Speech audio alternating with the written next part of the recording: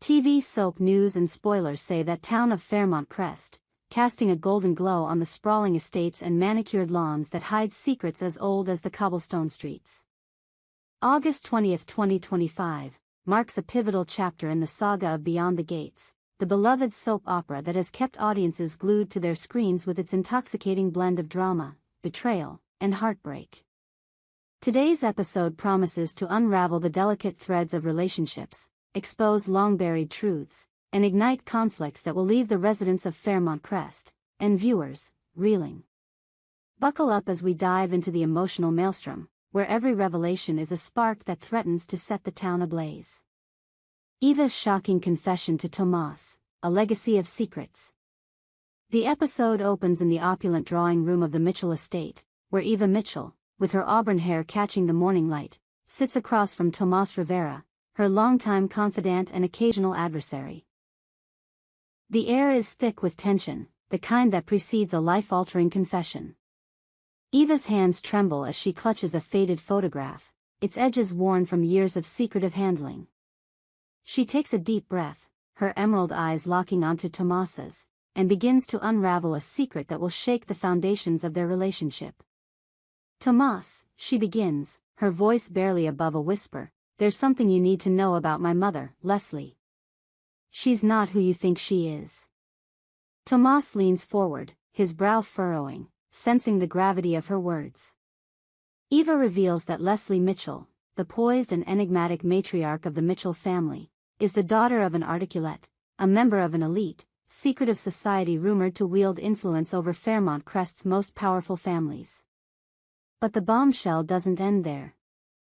Eva drops the photograph onto the table, revealing a young woman with striking resemblance to Leslie. "This is Barbara Mitchell," Eva says, her voice breaking. "My grandmother. The fourth member of the Starlight Quartet, the girl group that took the world by storm in the 60s, and the woman who took her own life." Tomas's jaw drops as he processes the revelation. Barbara Mitchell, a name whispered in Fairmont Crest's lore, was a tragic figure whose suicide sent shockwaves through the town decades ago. Her death was shrouded in mystery, with rumors of betrayal, forbidden love, and a bitter feud within the Starlight Quartet. To learn that Leslie is Barbara's daughter is a seismic shift, one that recontextualizes Leslie's place in Fairmont Crest's social hierarchy. Eva explains that Leslie was raised by adoptive parents, unaware of her true lineage until recently, when Eva uncovered letters hidden in the attic of the Mitchell estate. These letters, penned by Barbara in her final days, hint at a scandal involving the articulates and a betrayal that led to her untimely death. For Tomas, this revelation is a game-changer.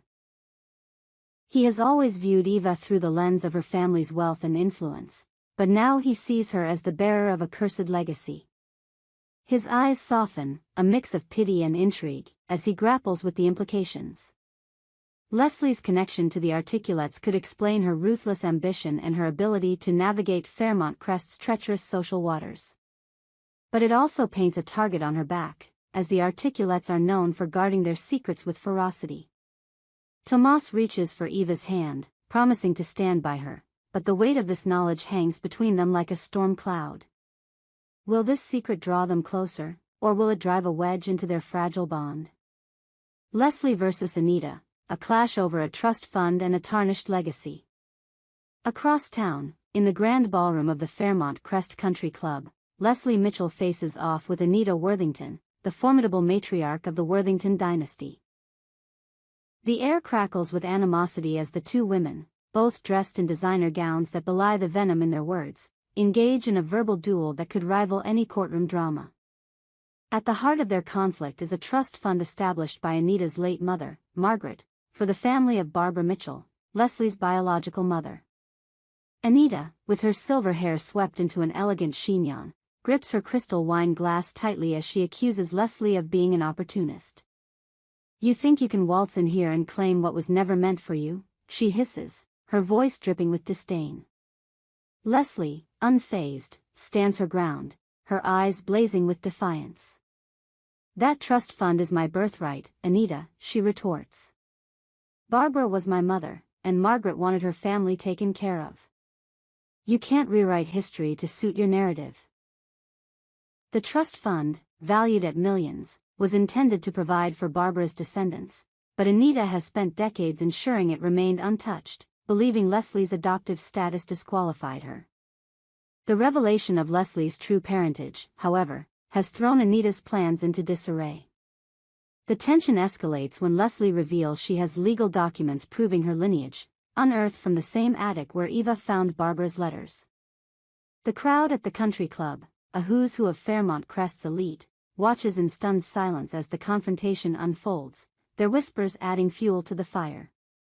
But the drama doesn't stop at the trust fund. Leslie's past actions have left a trail of destruction, most notably her role in the dissolution of Nicole Worthington's marriage to Charles Harrington. Nicole, Anita's daughter, stands nearby, her face a mask of barely contained rage.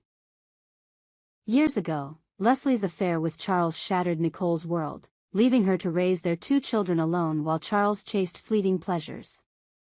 Now, with Leslie poised to inherit a fortune tied to the Worthington family, Nicole sees it as the ultimate betrayal.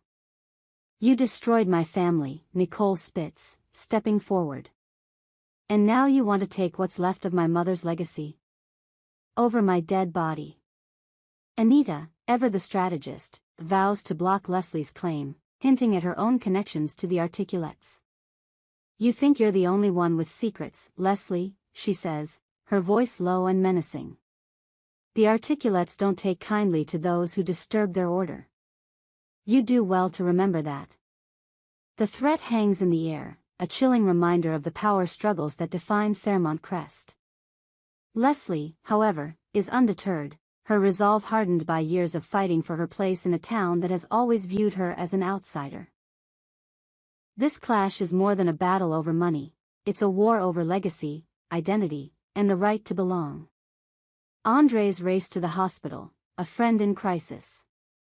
Meanwhile, at Fairmont Crest General Hospital, the sterile halls buzz with urgency as Andre Carter receives devastating news. His best friend, Derek Sullivan, has been in a horrific car accident. The call comes in the middle of a quiet afternoon, shattering Andre's world. Derek, a firefighter known for his bravery and infectious laugh, was injured while responding to a call, his truck swerving off the road to avoid a collision.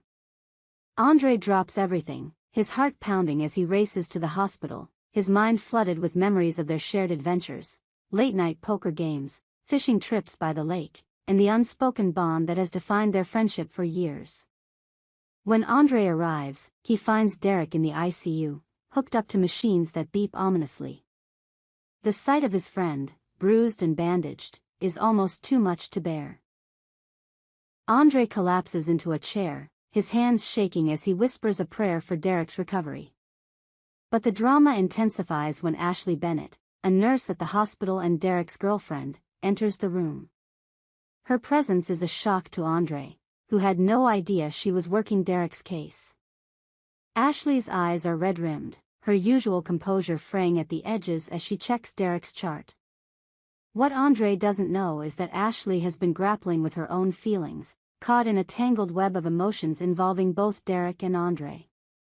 For weeks, rumors have swirled that Ashley and Andre share a connection, a spark that neither has fully acknowledged. Derek, despite his injuries, has heard these whispers, and the pain of betrayal cuts deeper than any physical wound. As Andre reaches out to comfort Ashley, she pulls away, her expression a mix of guilt and confusion. "You shouldn't be here," she says, her voice trembling. "Not like this." Andre is blindsided by her reaction. He's always seen Ashley as Derek's partner, a woman whose strength and compassion matched Derek's own. But now, he senses a shift, a crack in the foundation of their relationships. Has Ashley developed feelings for him? Or is she simply overwhelmed by the trauma of Derek's accident? The uncertainty gnaws at Andre, who begins to question his own feelings. He's always cared for Ashley as a friend, but the intensity of this moment forces him to confront the possibility of something more. Derek's heartbreak, a love triangle ignites. Back in the ICU, Derek regains consciousness, his eyes fluttering open to find Ashley at his bedside. Her gentle touch and soothing words are a balm to his pain, but they can't erase the doubts that have taken root. Derek has heard the rumors about Ashley and Andre, fueled by their easy camaraderie and the way Ashley lights up when Andre is around. To Derek, it feels like a betrayal, a knife twisted in his heart as he lies vulnerable in a hospital bed. "Ashley," he croaks, his voice weak but laced with accusation, "is there something going on with you and Andre?" The question hangs in the air, heavy with implication. Ashley's face crumples, torn between reassuring Derek and confronting her own conflicted feelings. She denies any romance, insisting that Andre is just a friend, but her hesitation speaks volumes. Derek's eyes darken, his trust in her shaken. As a firefighter, he's faced countless dangers, but nothing has prepared him for the pain of losing Ashley's heart. The love triangle threatens to unravel the bonds that have held Derek, Ashley, and Andre together. For Ashley, the choice is agonizing: remain loyal to Derek, the man who has stood by her through thick and thin, or explore the undeniable chemistry she feels with Andre. The hospital room becomes a microcosm of Fairmont Crest's larger dramas, where love and loyalty are tested against the backdrop of secrets and ambition. The ripple effect in Fairmont Crest. As the day draws to a close, the events of August 20th ripple through Fairmont Crest, setting the stage for even greater conflicts. Eva's revelation to Tomas about Leslie's lineage has opened a Pandora's box of questions about the Articulates and their influence over the town. Leslie's battle with Anita over the trust fund has exposed old wounds and ignited new rivalries, with Nicole poised to take drastic measures to protect her family's legacy. And at the hospital, the fragile dynamics between Derek, Ashley, and Andre teeter on the edge of collapse, with each character forced to confront their deepest desires and fears. Beyond the Gates thrives on its ability to weave personal dramas into the larger tapestry of Fairmont Crest's history. Today's episode is a testament to the show's enduring appeal, delivering shocks and heartaches that resonate with viewers. As the credits roll, one thing is clear. The secrets of August 20th will continue to haunt Fairmont Crest, drawing its residents into a web of intrigue that shows no signs of unraveling. For those craving more, stay tuned to our channel for the next installment of Beyond the Gates. What will Leslie do with her newfound power? Can Ashley mend the rift between Derek and Andre? And how will the Articulates respond to the exposure of their secrets? We hope you enjoyed it and look forward to sharing more with you in the future. Don't forget to like, comment, and subscribe. TV soap news and spoilers for more updates on Beyond the Gates.